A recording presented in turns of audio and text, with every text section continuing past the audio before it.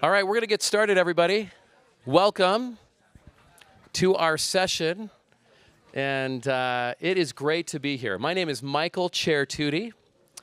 I am the CEO and co-founder of a company called Warranty Hive, and I have the distinguished honor of being up here with these very expert people, and I'm going to be one of our moderators.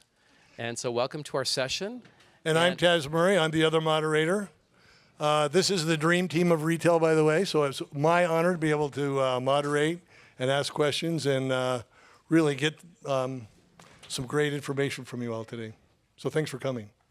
We're looking forward to it. So we're going to make some introductions first. And Taz, you want to start? Sure. Sure, Taz Murray, one of the founders of TruFru. Me and two other partners founded TruFru, sold it about 2 years ago, and try to ignore that call, sorry. Anyway, so sold it, retired officially this time, and just running a little family office now. Very good. We're going to introduce our panelists here. So I'm going to start very quickly by introducing Jeff Pedersen, who's seated right to my left. He is the founder, owner, and CEO of PW Companies. You may know some of the brands that he has. So Caraloha, he's got Del Sol, and Island Cruise. And so I'll let him talk a little bit more about that. But if you've seen shirts that change color in the sun, this is the guy. So very cool. So great to have you on board here, Jeff. Thank you. Thanks for having me. Absolutely. Next, I'm going to introduce Jason McGowan. He is the CEO and co-founder of Crumbl Cookie. I might have a little box under my chair for some audience participation. Okay. And we'd like to welcome Jason. He has grown this organization rapidly to the chagrin of me, but to the delight of my children. And we are very vested customers of Crumbl Cookie. And so we really appreciate what he has done for our palates and our stomachs. So let's welcome Jason as well. So thank you. Thank you. And I just realized you were wanting me to introduce the panelists, not me. So. That's okay. No, we wanted you too. I'll get to the right stuff. I'm still learning. I'm a rookie panel moderator. Okay, so Melanie Cox, sitting here, last 5 years has been the CEO of Backcountry. I'm a proud customer of the best hiking shoes I've ever bought, by the way, from Backcountry. And she's just retired within a week, so congratulations, by the way. Before that, she was CEO and operating partner of a company called NBC Consulting. Is that right? So that was my company. Yes. My company. Right. So you ran that company, but you also, for 7 years, 2 different stints, and then you were an operating partner in a couple of other companies like Laser Skincare, American Laser Skincare, CEO of that. That was a private equity held interim CEO gig, yep. Right. So vast experience, by the way. She cut her teeth in private equity at Cerberus Capital. As you guys know, Cerberus is the 3-headed dog that guards the gates of hell. So she is a tough cookie. And we're so happy to have her on board. So thank you for being here today. Next, we have Nicole Tanner, the founder of Swig. She probably doesn't need a lot of introduction. Most of you have been to Swig. My favorite story about Nicole was she said she founded Swig as a mom who was really busy and just needed a chance to go get a drink at a place that they knew what she drank, that was just a comfortable place to go. And I think you can all visualize that, right? You can all visualize having a good customer experience, getting the beverage of your choice, and just having a little awe moment. So I love that about her. She's got 5 kids, lives in St. George, 7 brothers and sisters from Idaho. Oh, I thought you were going to say 7 grandbabies, and that's true as well. 7 grandbabies. But 7 siblings too. That's great. So congratulations. So I think that's it. So an applause for, I think, this dream team. This is a good team. Okay, so we're going to do something a little bit of an experiment. We're going to solicit some audience participation to help us. We've got some topics, about 5 different topics for this panel, but you get to help us choose some of the questions. Okay, so I want everybody to pull out your phones, go to your laptops, get on your tablets, and go to menti.com, MENTI.com, and it's going to ask you for a code.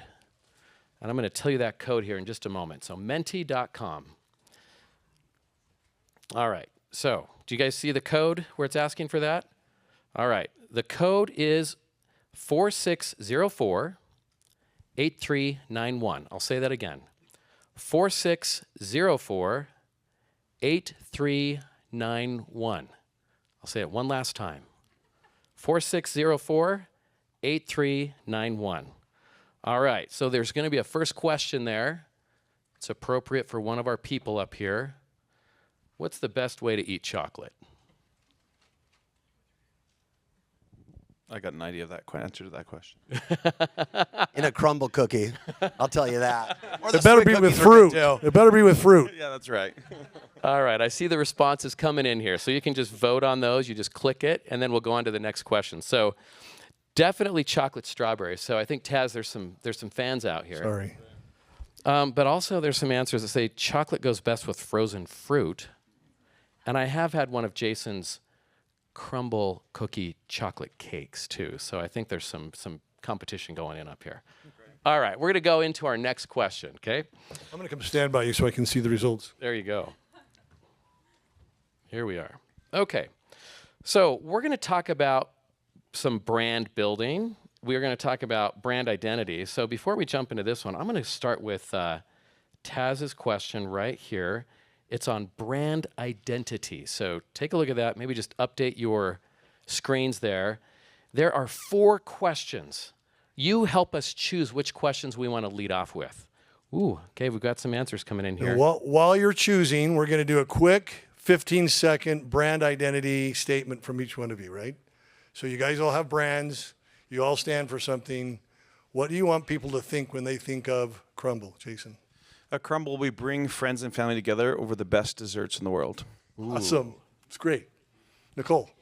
At Swig, it's similar to that, but we do that through a drive-through. We want Swig to be the best part of your day, your happiness in a cup, and all while creating moments in a drive-through line. Great. Thank you. We get people who get outside. Yes, that's perfect. Jeff? And at Care Aloha, all of our products are made of bamboo, eco-friendly, sustainable, soft bamboo. So we want people to sleep, to live, and to feel every day like they do while they're on a high-end vacation. And that's what Care Aloha is all about. Okay, so I hope all of you know how important a brand is. I mean, I probably don't have to say that, but I mean, these guys, we all exist here, at least, and I know I did, for a brand.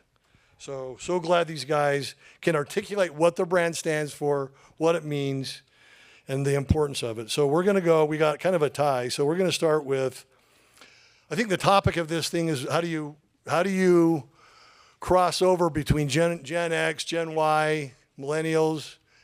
But I want to broaden that question, and that's kind of one of the first, one of the ones that everybody voted for. So as you think about that, how do you stratify your customer? Is it Gen X? Is it Gen Y? Or is it activity-based? How do you stratify your customers? But the crux of the question is, do you try to cross over from one strata to the next? So I'm kind of curious to know, and I'll give you one quick story. At TruFru, I could walk into a group of 50-year-old men and beat the drum about TruFru and nobody's heard about it. I can walk into a group of teenagers and I'll be carried off like a hero because everybody knows TruFru in that group. We could never reach 50-year-olds. We just couldn't. I just didn't know how. We never knew how. But maybe you guys have figured that out. So do you try to cross? So what are you stratify? How do you stratify your customers? And how do you try to reach them? And do you try to cross over? So take it in any order you want. I'll take it. A little bit of background, so on our brands, and so you can understand where we're coming from. We started with Del Sol. Del Sol, like around 1997, we had a kiosk in a mall in Fashion Place Mall, 5 miles from my home. My sister was the first employee on the cart. Half of the cart was glow in the dark, And we always say, how stupid is that? The other half of the cart was color change activated, UV color change activated. So you got like nail polish, you would get T-shirts, you get sunglasses, and they change color when the sun hits it and it opens up. We then took it from there and we said, man, we're opening kiosks and malls all over the country. Cash flow got slow from like January to May. And ultimately we said, where could we go in like January to open a store location? Someone had just gone on a trip down to St. Thomas. We opened a store in St. Thomas. It did like 5 times what a kiosk did. And then we realized like, wow, there's a business here. Started looking at the cruise lines. You could advertise with the cruise lines. So we started advertising. Well, I got involved when I was wanted to learn the retail side of the business in 2000. My wife and I went down to St. Martin. We lived on the French side of the island, worked on the Dutch side, spent like on the front lines. And we realized all these people getting off these ships it's like this Gen X, people that are like 45 to like 85, and they're people that are buying products for themselves, but mainly for people back home. So it's buying gifts. Around 2006, 2007, we said we have 13 million people coming through our stores. Today we have 175 store locations in 27 different countries with Del Sol and with Care Aloha. So my point is we advertise heavily on board these cruise ships, the #1 promoted brand on board all the major cruise lines, Royal Caribbean, Carnival, Celebrity. And we advertise to that, say, 45 to 65-year-old persona. And they're buying sometimes for themselves, but a lot of times for people back home. And then we said, okay, how are we going to do this? So, and ultimately they started buying for not necessarily themselves, but shipping back as gifts back home. So that's one way. The other is now today we have all these interns that are going out to all these locations, 150 interns that we train. And it used to be all the people in like University of Utah, BYU, and places like that. Now it's gone viral on TikTok where you see these interns living in locations in these islands, and people want to ultimately go back and to work in these locations and then buy for their families. So that's how we've differentiated it. Okay, great. I can play off that TikTok example. When we started Swig back in 2010, TikTok didn't exist, and it was Facebook and Instagram. And so our general customer was the Gen X. It was, your 30 to 50-year-old person that we were marketing to. And then TikTok hit the scene. We were a little late to the scene. We were still on Instagram and doing Reels, but we got featured by Olivia Rodrigo in 2022. She came to a Swig on her own and tagged us in her Instagram post and did #DirtySoda. And we went viral on TikTok. Everybody was making dirty sodas at home. They were probably making them wrong and not how I would make them, but I didn't care at that point. They're putting real milk in it. I'm like, no, that's not it. But I didn't care because they were spreading it. So we started off, I think your branding, your marketing can evolve. And we started off, with our target audience being that Instagram, Facebook mom. And then in 2022, we became famous on TikTok. And then fast forward to the Secret Lives. Everybody probably knows that maybe you don't say you watch it, but you do. That was more of like, they said a year or so ago, can we come into your stores? And something they did every day. And we said, sure. And we're going to film it. And then a year later, that literally blew up and went viral. There's Swig runs. And so TikTok has been huge for us, but it's evolved into that. We didn't start off that way. So do you stratify them? You actually target those age groups? TikTok is pure entertainment, right? And so that is your Gen Z. And so definitely TikTok, we've leaned heavy into that. So we go open stores in Florida. It's the first store in Florida, and it's thousands of miles from here where it originated. And we have lines from day one because of TikTok, because people are so excited. They will drive 2 hours to get a Swig. And they're all heard it on TikTok, and they're so excited to try their first Swig. So yes, we advertise heavily to that, but it's the 18 to 22-year-olds now. So do you reach 50-year-old men? They come through, for sure they do. On And their that's own. a Facebook type of a thing. We can go into any area and target. So you try to reach them? We do. We target our customer within 5 miles of where we're going to go, let's say Tennessee, and it's through geo-tracking through Facebook ads, and we can find our customers there as well. Geo-tracking. Whew. Okay. Sounds super smart.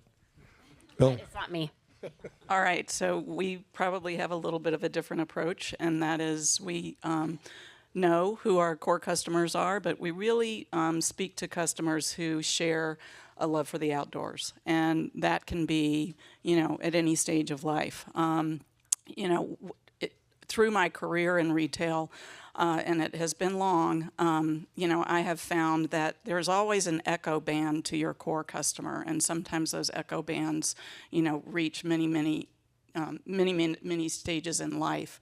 And so at Backcountry, if our core is between 35 and 45, we have customers that are 90 years old, and we have customers, that are, 16-year-olds buying their first, whatever they can buy with their allowance or their work money. So, I think the key to a successful brand long term is that you cannot hitch your wagon to one single generation as defined by X, Y, or Z, or alpha or beta. The generations have to move through your brand. So you have to be mindful about how the macro environment is changing as a generation comes into the environment and what is driving those changes from that generational attitude. But if I hitched my wagon to millennials, let's just say, eventually I'd die with that generation. It's very morbid, I get, but that's what happens. So you really have to, key into, what the authentic DNA of the brand is, and speak to those people that share that experience, the people in that tribe. So in your case, activity-based, like the outdoor hiker. So, but there's people of all ages that do that. So you're saying we get 35 to 45, but we want to get 16-year-olds. We do also get 16-year-olds. And do you target them, or what's the success in that? I like to think that we're the cool kids on the mountain, and everybody wants to be the cool kid on the mountain. But I'm also on the board of Revolve, which is a fashion company, and they're focused on living your best life. Now, you would say that they're very much sort of a millennial Gen X brand, but it really is people going out and traveling, and going to really cool places and experiencing cool restaurants and clubs and events. And again, Gen Alpha is coming through. So you just evolve in order to stay relevant. Okay, but so easy to say, so hard to do. You're blowing my mind a little bit. But honestly, that's great to know that you are seeking to expand outside the 35 to 45. Well, if you look at the marketing on the site, Mm-hmm. okay, and who are the people that are in that marketing? They're likely 20s, because we have some of our athletes that are, in their 20s and maybe 30s.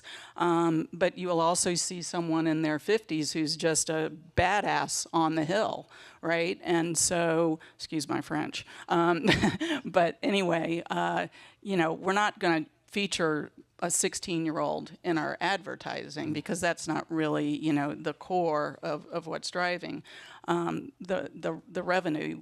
It's an expensive sport, so all of the sports that we do. So You can use me anytime for your badass on the noted. Whatever you want. Will do. I'll have to lose the gut to do that. Go ahead, Jason. Well, I think there's been a lot of fantastic things that have said by everyone here on the panel today, but I think it all comes down to is you have to meet your customers where they're at.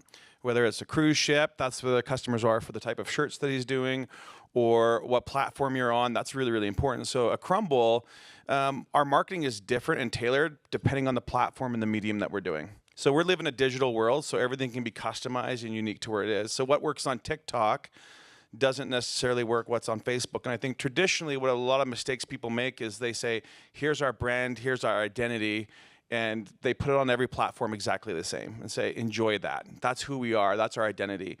Well, although there's core principles and things that are true for yourself and in individual brands, how you market it and how you reach different customers, I think should really be unique depending upon the brand that you're at.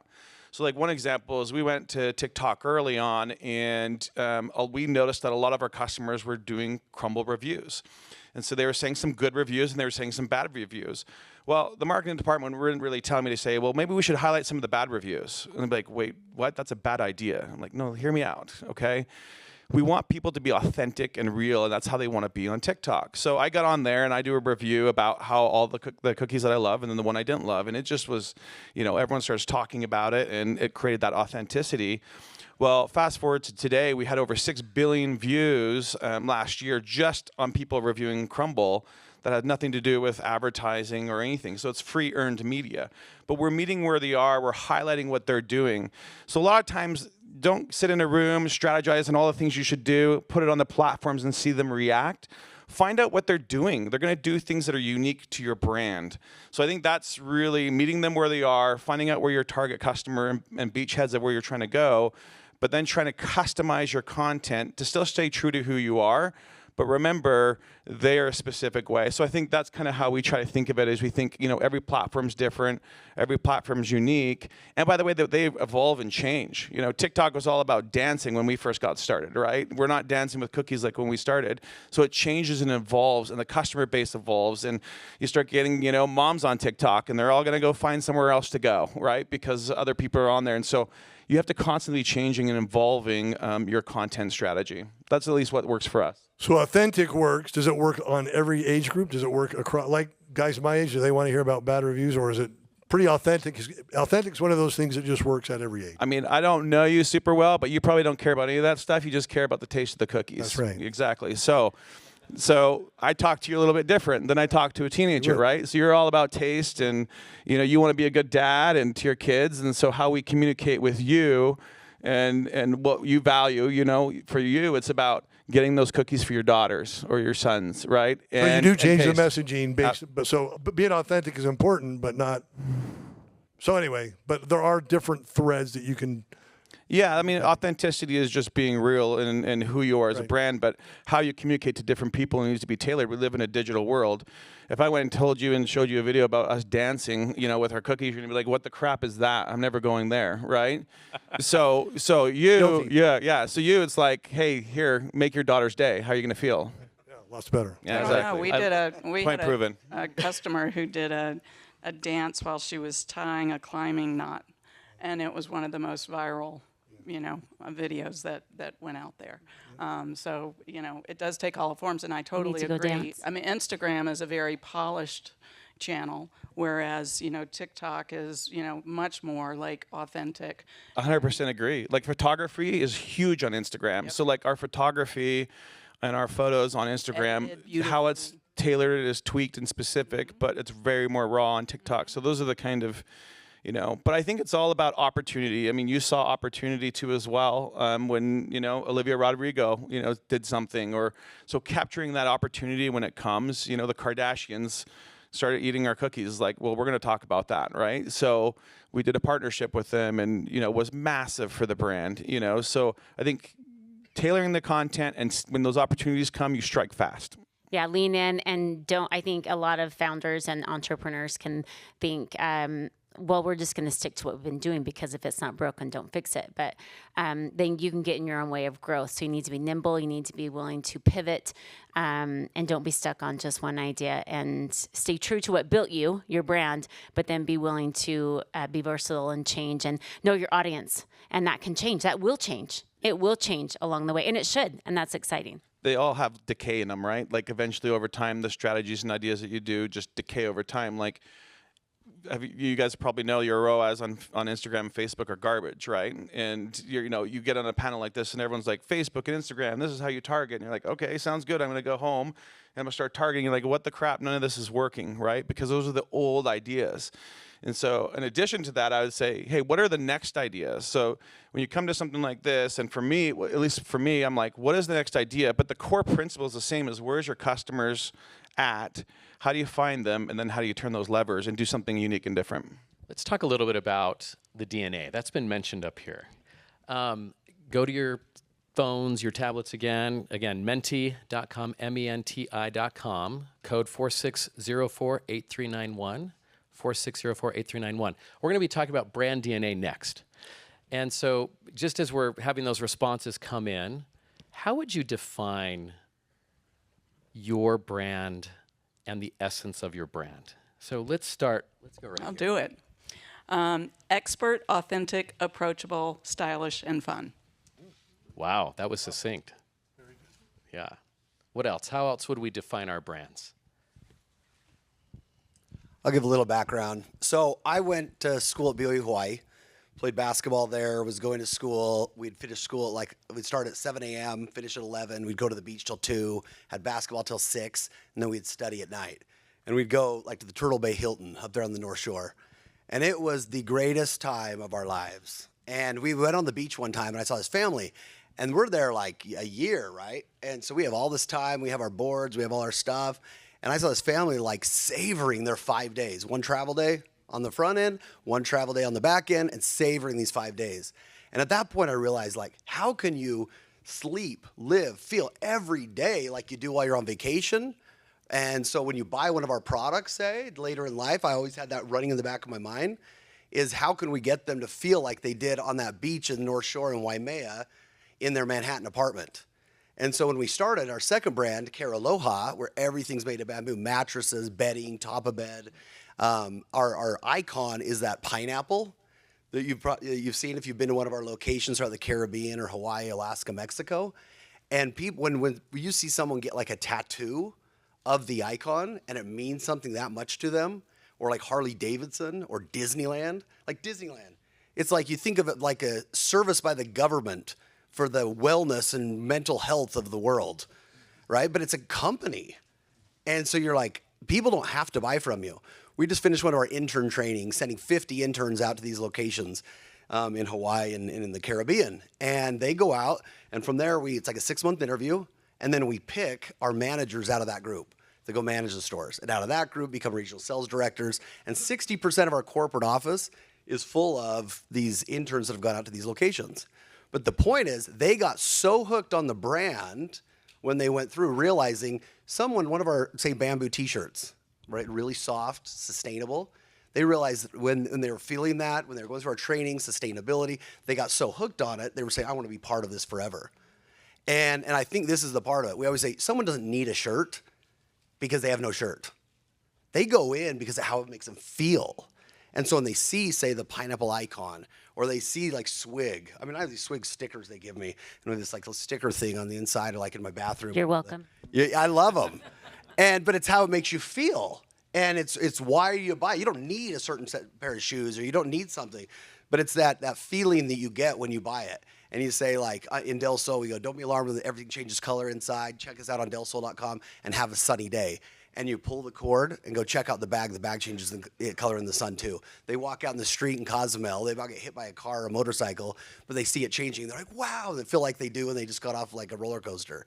You know, it's like, whoa, that was so fun. Can you believe that? And that, for us, is the best free marketing. They go tell 10 people, they tell 10, and then it becomes viral just by word of mouth. But it's much better to have 100 people that love you, that are brand ambassadors, than 1,000 people that kind of like you, because then you just keep chasing customer acquisition, and it kind of never ends. I love that. Build off of that too. If I could put it into 5 words, if that's possible, I would say thirst, obviously, like we're going to quench your thirst, but customization, you can create your own drink any way you want. Connection. That's why I started it, as I craved connection in the drive-through line, even if it was just a drink. Purpose. We have a leadership company now. I oftentimes say we're a leadership company that happens to sell a great drink because of who we employ now. Our leaders love the brand so much that they started at 16 years old, and now they're 18 or 19 and running $1 million location. So purpose. And then community driven as we go into these communities across the nation. I've been on the call for 2 weeks now with our Save the Cups, which is our breast cancer initiative. Women that have been nominated, and their stories are inspiring and very sad. But we want to go into every community and create connection and purpose, and it's all through a drink, which is ironic, but it's connection and not drive-through line. Save the cups. Is that double entendre? Save the cups. Save the cups. Yeah. Love that. Yeah. Save the cups. We sell drinks in cups, and we're trying to help women save their cups. Cups. Double That's how entendre. it goes. So the audience wants us to ask this question related to brand DNA. How do you stay true to your brand DNA and balance that with market dynamics or changing segments. We talked a little bit about that, but how do you do that? If you think about the essence of what you've just talked about, what makes your brands special. I love, Jeff, what you said. I was at Adobe for many years, and we thought about three things: emotion, how it makes you feel; parity, what makes it similar to others, but uniqueness as well. So that essence, how do we stay true to that, but how do we evolve it as well? Anybody want to take that? I mean, I think you use the DNA, and that's why we try to distill it down to as few words as possible, because it becomes the filter by which you make your choices. Whether that's a 16-year-old or a 65-year-old, you know, you don't want to put anything out there that doesn't hold true to that filter. And as macro environments change, as trends change, as generations are moving through, that filter remains true. And when you're thinking about TikTok as a great example, you know, that was a much younger generation, you know, than our core. And so it's like, you know, how do we show up here? And I think, you know, we had done very well on Instagram, you know, with the epic, you know, videos and, you know, all the really cool stuff that happens, but that's not what the TikTok audience wants, you know, so we had to take that filter and say, okay, what will this look like? And so we did end up with, you know, very cool people doing very cool, you know, things, but in a much more organic, if you will, way. And, you know, reached millions and millions of customers that way. Now, did that translate, you know, to sales? Not like Instagram, not even close. And my experience on other boards that I'm with will tell you that the things that are working on TikTok are very low-cost items. So the higher-priced items, you know, if it's a resold Chanel bag, it might work, but it's really that $35 and under, you know, sort of price point that works on TikTok, and that's not really our core business. But you do use that filter in order to determine, you know, how to use that new trend and have it be right for your brand. I love that. So it sounds like there's a principle here. So the insight that you've just shared with us is those DNA principles that you've talked about, they become filtering mechanisms, and that's how we stay true to our brand. Mm-hmm. Love it.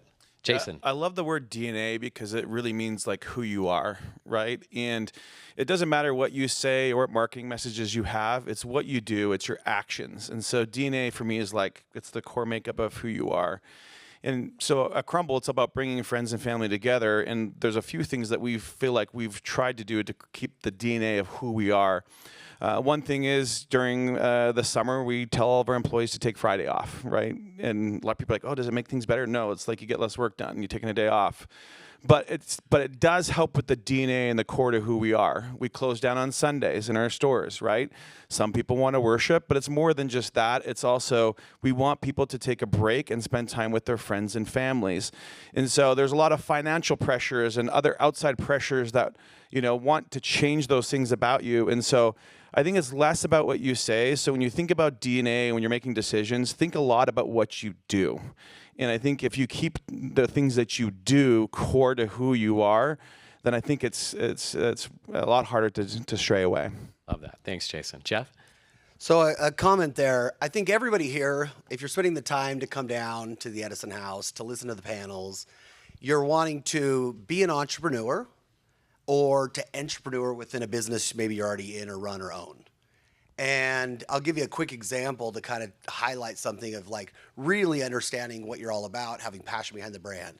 So when we had Del Sol, it was like 2006, 2007. We were like, man, there's a lot of people coming through the doors through all these cruise ships. We have, you know, these relationships with all the cruise lines. We can drive them into the stores. But really our average dollar per transaction is like $40. And we don't really do a lot online, not a lot of repeat purchases. So I'm looking at it like you have our t-shirts and Del Sol and nail polish and that kind of stuff. And then we have like high-end jewelry and watches that are like duty-free. Nothing in the middle. So I'm thinking to myself, like, if I want to go down, maybe I want to spend $300 or $200 or $800. But I don't want to spend $20,000 on something, but I may want something more than maybe a t-shirt or trinkets and trash type stuff in the location. And so we said, let's create a new business called Care Aloha, where the style of the Caribbean meets the spirit of aloha. And we had this whole vibe. Met the Tommy Bahama guys. They had just sold for $300 million to Oxford Industries. We're like, man, we can do it because we have all these locations and everything. We can do just what they did. Created all these products, purses, watches, high margin items. I had 3 industrial sized freezers in our first 3 stores, Cozumel, Jamaica, and St. Thomas, ready to go, paid key money, the right to get the leases. Like ready, filled our warehouse, bought everything, started. Instead of doing 80% of projections day 1, we were 80% off projections day 1. And I was like, Salt Lake, we got a problem. So right then I realized like we've got to change something. We did Operation Front Lines. We all went down to the locations, the executives. Like don't leave the locations till you figure out what it is. Like what's the issue? I saw this lady, she was looking at one of our watches and she's looking at it kind of like, man, what is this? Spending all this time on it. Goes out, calls someone in Cozumel from the bench. Is she calling her banker or broker? Like making a retirement, I don't know, does this fit into the retirement plan? You know, and I'm like, what is going on? She comes back in, looks at it again, and then ultimately walks out and I go up to her, I said, I need your help. I said, I've been watching you. It's kind of weird, creepy, I know. But I said, look, I'll give you the watch for free. I have a whole warehouse full back home. If you tell me why you didn't buy. And ultimately she said, I'm looking at a Fossil watch. I've never heard of Care Aloha before. Features and benefits are about the same. Price is about the same. So right then I had to make like a critical decision like, do we compete on features and benefits? Do we compete on price? Do we compete on marketing? It takes time and money to build a brand. And ultimately I said, instead of competing in the marketplace, we need to create our own marketplace, which is that blue ocean strategy. And so then we said, we got to do something unique and different. The short story is I went down to Miami, met with one of my friends. He had sold his business for a bunch of money to LVMH. He's a developer. He ran to be the mayor of Miami Beach, Philip Levine. And Philip says to me, like, you know, he looks like, what's the number one thing you're working on as the mayor of Miami Beach? He looks down and he goes, climate change. He goes, whether you believe in it or not, there's flooding in the streets of Miami Beach. It's real. Like the ocean levels are rising. There's $1 million like Bugattis, and we can't figure out flooding in the streets of Miami. And so, give me 2 seconds. So ultimately, he just said, you got to do something. And I thought, man, I've got 4 kids. I come from a family of 8 kids. I got to do something for my children, for my children's children. Let's make a difference. Ultimately came across a swatch, a 4x4 swatch of bamboo at the Magic Show in Vegas, largest apparel show in the world. They're like, it's twice as hot as cotton, 3 degrees cooler than cotton, antibacterial, most sustainable resource on the planet. But we've never made anything out of it. I'm like, what? They're like, it's expensive and hard to work with. I flew to Southern California the next day, made 2,000 t-shirts with one of our Del Sol suppliers, put them in the Care Aloha stores. They sold out in 2 weeks. We then started making bed sheets, bath towels, workout gear, soft. Sales, instead of inverting the curve, we shifted the curve, and it increased 700% overnight. And it was because ultimately we're going, do something that like you're passionate about. And we became really passionate about the brand, identified the brand, what it was on soft and sustainability and luxury. And then ultimately it kind of then took off from there. Love it. Thank you, Jeff. We've got just a few minutes left, maybe 15 minutes. There was a topic that we talked about earlier around customer personas. And so I'm curious if any of you would like to tackle that, how to create them, how to get them right, how to make sure that you're connecting with your customers and their segments.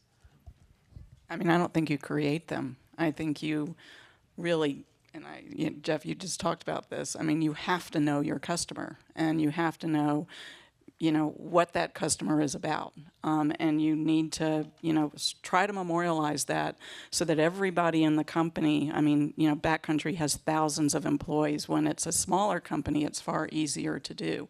But when you have, employees in, 5 different countries, and, it's very hard to, for everybody to understand very clearly, who that customer is. And it's about, what they love, what they do. I mean, we know, our customers on average do like 3 activities in the outdoors. We know, where they are on sort of the expert curve. And you do create that persona, if you will, that really just becomes the personification of all the characteristics that your customers have. And you literally try to put it up on a wall so that people can see it and understand it. And so you have the male persona and the female persona, and 80-something% of our customers have a dog. I found that to be like wildly interesting. I was like, why is that? Why do 80% of our customers have dogs? And if you go out on hiking trails, you see people with dogs all the time. Did you start selling dog stuff? We did. We actually did a collab with Petco, and it's super, super fun and successful. And anytime we put a dog in, a marketing material, we get many more likes than if we just put people in it. So there you go. I love it. And by the way, I like what you said there, Melanie. It's discover your persona, not create them, Yeah, right? you can't I love create that. it. Yeah, Nicole. No, and I would add to that too. We stay true to what built us, and that is that fast drive-through line with an amazing customized drink with amazing customer service. But our customers our team members are our customers. So they come through the line, they feel all the good feels, they get the drink that they want. And our orders, we're always going to take your order person to person so that you feel that connection. And then they become our team members. But I don't think you go find them either. I think they come find you because that's what they would appreciate.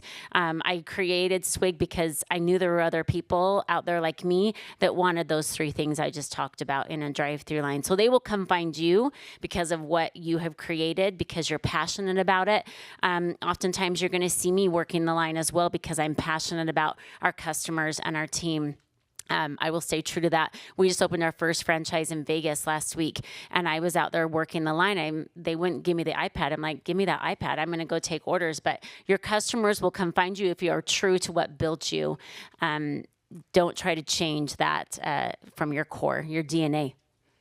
Love that. How do you make sure that the entire organization understands your customers as well? How do you socialize that? How do you depict them? How do you do that? To me, culture is everything in our brand, and I feel like if you lose your culture of what built you, then it will fall apart pretty quickly. So a lot of people say, well, what do you do now, Nicole? And I'm a culture protector. I will make sure that these franchisees that are just starting out, that they see me out there working the line as well, and that their team feels protected and cared for inside. I think you're present. You're just very present, and then that spreads to your team, and then they want to be present and with their customers and their team. But it starts from you, and then it spreads from there. But protecting your culture is But I huge. think all of us have said the same thing, which is we are our customer. I mean, most of our employees start off as gearheads in the, customer service, because they're helping people solve their problems for, how they want to get outside comfortably. But all of our employees are our customer. You mentioned that. You've talked about that. You've talked about that. And you can't fake it. Yeah. Thank you. Jason? Yeah, I will say, and I agree 100% with that. And I think the bigger you get, it's easy to get further away from the customer and from your franchise partners and others. And I think this was a lesson I learned in 2003. And I think the simple solution is get as close as you can to your customers and close as you can to the line. So, when you get as big as we have, you have, tons of executives and vice presidents and team members, and you're executing at a high level. But it just means that you're further and further away of what's happening in the store, right? What are the problems that the franchise partners are seeing every day? And what are the problems that the customers see? And what do they want to have changed? And I think that was a key learning definitely for me in 2003. And what we did differently was we said, okay, let's create a CEO council, and we're going to bring some of our franchise partners together, and they're just going to tell us, like, what are your problems? What problems are you having? Oh my goodness, that was so helpful. You're cutting out communication on 4 or 5 lines, right? And same thing with the customers, just taking surveys, meeting with customers. That will do more than these studies and all these things that you traditionally want to get bottled into. And last year we had all this data that told me that we should not get into desserts, right? Because we're cookies and you shouldn't do this. And we ran A/B tests in several stores. And we looked at it, and the data showed that it'd be about -2% in growth. And I was like, and we were working on things, and nothing was working, and we're trying to grow our AUV. And finally, I was just like, what does the customer want? And we started reading through some of these customer reviews, and they're like, some of them love cookies, and some of them want to try something different. And so we're going to do this. We're going to launch it. We're going to just launch it. I know the data says it's bad. My executives, half of them were like, this is dumb. You're not core to who you are. You get into those kind of, things too as well. And we said, damn the torpedoes. We're just going to do this. And we're going to test it out, and we're going to see if it works, And And of course, it's, you know, a lot of stress and things at that time. But, you know, our sales, week over week sales were 40% instantly. I mean, it wasn't like a little lever. It was huge. And it was like, oh, we got a whole nother string to pull over here, right? But I think what gave me the confidence was not all these studies, and by the way, we spend millions of dollars for these things, is getting close to the customer. So I think the bigger you get, remember to stay close to your customers and learn from my mistake on that. And, you know, this last year has been the best year and phenomenal and massive success. And it's just coming from listening to customers, and our customers are our franchise partners, and of course our customers that try our product every day. So Fantastic. Thank you. I think a lot of you mentioned that customer experience is part of your brand. I mean, that is your brand. Part of your brand is my customers have a good experience when they come to my store. Culture, you mentioned being off on Sundays. That's not a brand issue. That's an employee issue, but it affects the brand. You mentioned leadership and having a good chance to, you know, have really good interactions. I think that's a really good learning, I think, in that. You have a brand and a business because of your customers and your team. Without them, you don't have anything. So, yeah, protect them and make sure that they're getting what they want and need. Let's open it up to the audience. Yeah, if there's any questions. There's a question there in the back. I'm going to bring my... I'll go back. Thank you. Will you take this to him? Sure. Actually, For audience participation. I'll ask a question. There you go. Who has it back here? Okay. I guess the cookies are for you. Congratulations. They are. Yeah. And he's got a question. Oh, sorry. You need the mic. You can raise your hand and get the cookies and ask a question. I just want the mic. So I don't want to offend anybody, but I'm a little disappointed because I'm kind of seeing the writing on the wall that everybody in this room is no longer questioning if we're going to use social media. And it reminds me of a Bitcoin or a Dogecoin. When you're hearing everybody talk about it at Thanksgiving, it's probably too late. So I am seeing a world end, considering TikTok may be ending. So I don't think they're gonna end it, but it definitely shows me that this world is coming to an end. So every time I hear about social media, it's making me very upset because there's a new world being created. Mark Zuckerberg already created these worlds, and now he's working on virtual reality. So my kids, I have 2 kids. I have a 6-month-old, I have a 2-year-old, 2 boys. They're going to be wearing virtual reality headsets, whether I like it or not. The virtual reality headsets currently, the one that Apple just came out with, that is iPhone 1. It took 15 iPhones, 15, 16, 17 years to get to this point where we're not questioning it. So for my kids, I want to build a world for them where I don't have to recreate a marketing strategy every other day.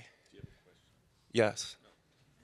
So I want to ask you guys what your thoughts are on this new world, this new virtual world, where I believe if my kids want a Crumbl cookie, for example, they may be going to a virtual store in their headset, and somebody may be delivering it, maybe a drone in the future, to the doorstep. So I wanted to hear a little bit about this new world and where we see retail going the next 10 years so that we can create concepts and ideas that we can really put some serious energy behind to create momentum going into this new world. Yeah, that's a great question. You're actually not wrong in some ways. And, you know, I'm happy to report you can go to your Vision Pro, even though there's a few users, and order some Crumbl cookies today. So we're the first food and beverage business to create custom. We worked with Apple directly to be able to build those for you. I mean, the technology is there in so many ways, right? You can feel presence. You can see a whole new world. There's limitations with hardware, I still believe, you know, whether it's going to be a Neuralink or it's going to be in thinner glasses. We don't know where that's going to go just yet. But I think what you're saying is still on the nose is correct, which is, when it comes to marketing, a lot of the success comes from going to what's next, right? And I think you're absolutely right there. And I tried to mention that a little bit earlier, but you're right. What is the next thing, right? The marketing channels for Facebook, Instagram, TikTok, they're all optimized, right? There's still lots of opportunity there. So I wouldn't throw the baby out with the bathwater and say, I'm going to go to the virtual world and live there too quickly. Although I would dabble there fast, I would still, keep your strategy local and what you have now. There's still legs left on it. But I think you're right. You always got to be looking towards the future. Yeah, it's evolution, not revolution. The evolutionary cycle is speeding up. There's no doubt about that. But, magazines and newspapers, everybody's, somebody owned the last buggy whip. So you have to, be eyes forward on what's coming, test into it. We've done some of that at Revolve as well as gaming and stuff like that. Test into it, but, your core is still where it is. And by the way, we talk a lot about social media. The vast majority of visits and transactions do not come from social media. Just if you're in digital. In physical brick and mortar stores, you pay for the location, and that's, you pay for the eyeballs. But in the digital space, it's not overwhelmingly social media for the most part. Another question over here. Every time you level up in the consumer world, it's like whether it's direct to consumer or retail or international or whatever, there's always another level. And oftentimes that comes with bringing on partners or understanding that you might not be the right person to take it to the next level. There's so much influx of capital from private equity and others. How do you not lose that brand and the organic nature that you guys talk about when evaluating that conversation of selling, partnering? Some of you have done this. Some of you are considering all those types of I've never thought of that. Oh, yeah. Very relevant question, by the way. I love that question, and I think I would have loved to receive some good advice when I was going through it as well, but be very selective with who you partner with. Make sure that they want to add to your brand, your baby, the DNA of all of that, and not take away. Make sure they just want to add to it. Partnered several different times along the way, and we'll probably do it. It will do it probably in the future, but each time it was very methodical, done with a lot of prayer, because when you start something that is your baby, you want to protect it. But make sure they're adding to, and they don't want to come in and change it all. And that's hard to know because you don't know they're saying all the right things, right? But make sure that they align with who you are. Are they customers? Do they believe in the brand? Do they believe in where you're going? When we put ourselves out to market in 2021. We had private equity from all over the United States coming, and they were like, so when do you open up? Like at noon? And I said, no, we open up at 7:30 and there's a line. And they were blown away by that. They just didn't quite see where we were going and the future of it. And then LHM, Larry H. Miller, came to the table in summer of 22, and they were customers. They believed in the brand, and they knew where we were going, and they valued us as such. So quickly on that, I think you got to find people that you trust, you enjoy working with, and have a burning desire to succeed. Like these people that you've worked with. If you can hire from within that are brand loyalists. They love the brand. It's their baby. They're not just like a hired gun. If you can, and sometimes you need to hire from outside if you don't have it within the business. The other is something here. I'll show you really quick. We have it's called. I used to work at the Ritz-Carlton Hotel Company when I first was in college. 5:30 a.m. on the phones, reservations, and it was like they taught us. Malcolm Baldrige National Service Award, and they were like, we are the best at customer service. The reason Chick-fil-A is worth almost the same as KFC with a 10th of the locations is because of their Ritz-Carlton training service.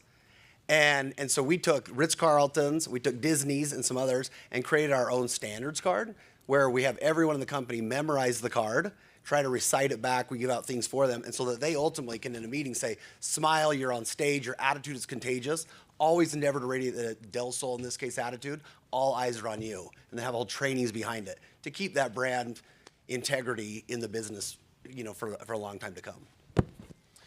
I mean, I've worked in private equity, and I think what's really important to understand is that each private equity firm has a certain area of focus, and you need to make sure that you're talking to people that are truly aligned with where you are and where you want to be. I mean, there are private equity firms that really just invest in founder-led companies, and they've got track records with that, and they're not investing in trying to change someone's brand. They're trying to, really just put it on steroids so they can accelerate the growth. So I think what you said is you really have to pick that partner understanding that you are both aligned on, what each person's role is. And then you have to be tough with them. You have to make sure that they know what you are not yielding on.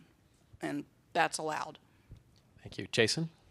I just was thinking about partnerships, whether it's picking the right franchise partners or even celebrity partners to work with, or just partnerships in general. What's been the most, when I kind of go to first principles thinking, I think about character. If you don't know what you're going to go through together in the future, whether, things are going to be crazy, things change, the company changes. But I think character and building good character, I've never regretted working with people who have great character and who are great people, just people in general. Even as my wife, everyone, just anytime you partner, if you think about great character, for me, that has worked out really well. Thank you. I think we've got time for one more question.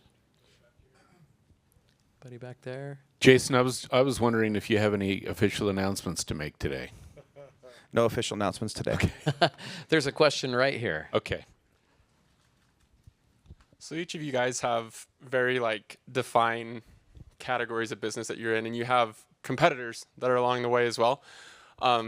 Being native to Utah, I know quite a few of you up there who have direct competitors that I have purchased from you, and I've purchased from them as well. How do you direct your marketing? How do you direct your business model? How do you direct your business in a way where you're constantly staying ahead of your competitor? Is that a main focus that obviously is on your mind, or how do you strategize that? I like to say our competitors don't keep us in business, our customers do. And so, and it's even when you're focusing on growth, for me, a lot of times people can look at what are all the negative comments that are coming in. And let me tell you, the bigger you get, the more they get. And it's not the negativity and the customers who grow your business. It's the people who are your current customers.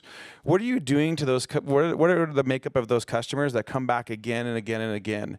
And you can waste a lot of time trying to chase competitors and those kinds of things. I've learned that too as well. And I think the focus for me is how do you grow more of the customers who love you today? And I think that's what's really worked well for me. Yeah, definitely competition is good for everyone. I remember the first competitor where almost completely knocked us off. I was like, oh, that hurt so bad. But competition is good for everyone. You don't pay too much attention to your competitors. It's like running a race. If you're watching the people coming up from behind you, you might trip and fall on what's coming in front of you. So notice them, see that they're there. It keeps you trying to stay at the forefront, but then always focus on your customers. Like Jason said, your customers are why you have a business, and focus on providing that amazing customer service and product for them. And bring on all the competition. That's great. They're helping to create a market for what you serve. Excellent. Yeah, I think what we're all talking about here is the emotional connection. And if your brand is connecting emotionally, those customers that are your, that visit you the most often, they're your megaphone. And if you can create more of those by, delivering on the basics of what made your brand, keep being the brand with character, the brand with, great connection and customer service, solve the problems. You know what the other guys are doing, but you can't control what they're doing. You can only control what you can control, and you do that to the best of your ability, and you take care of that customer. I think you're going to be okay. All right, the final word here, Jeff. Okay, final word. You got to continually innovate and come out with new. If you're always thinking about your competition and not your customer, as Jason said, you start dying. You're either growing or dying. And I'll give a quick example. We had Del Sol. We had about 100 locations. And we said, we're going to create a new business called Care Aloha. We then grew that. We've been growing that. And that's where I spend most of my time. Then recently we said, man, it's really nice when you can sell a bedding suite for $6,000, $7,000 versus just like a t-shirt or something. That's pretty nice. Del Sol had the t-shirts and nail polish. So we said, let's do something where it's fun in the sun. And we created a company called Island Cruise, CRUZ.com. Check it out. We just launched it this year. We put them into Del Sol stores. You can rent them in the ports of call, drop ship them directly to someone's house, and it's 98% already assembled. And it's a cruiser that you sit down on and cruise your neighborhood, and it's like so much fun. Go play pickleball, whatever it is. But always innovate, focus on your own business, and I think you'll be better off.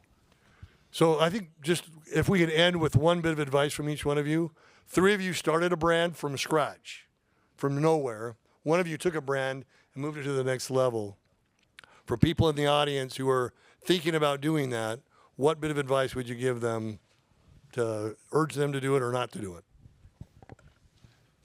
Do it. Do it. Yeah, do it. Let's go. Don't let fear get in your way. And for me, it was slow and steady wins the race. I didn't know what I didn't know. I didn't have background selling drinks. I just knew I liked the drinks I wanted to sell. So figure it out along the way. That's how you really know who you are. And then, but slow and steady wins the race in my mind. Stay true to what built you is huge too. Don't go away from why you started the business in the first place. Yeah, just get started, right? Done is better than perfect. You want to just get your product out there and you want to be learning from your customers as fast as possible. I think fear and just waiting to something is perfect is probably the 2 biggest killers of great businesses. Let me add really quick to that. When we started our first location, we started so basic, like mom pop. I had like a Casio cash register. We had no point of sales. We took orders on yellow sticky notes for 3 years because I didn't know any better. We didn't have stations. We didn't have bump screens. But guess what? It worked. So start I still love simple. your old brand style too. Right, the Swig guy. Where did the Swig guy go? I know the branding. We could even have a whole discussion about branding and changing the Swig guys off to college or in the Caribbean or something. Yeah. Let's do it. Yeah. I love it. Well, let's give our panelists and moderators a round of applause. Jason, Taz, Nicole, Melanie, Jeff, thank you. Jeremy wanted to let everybody know.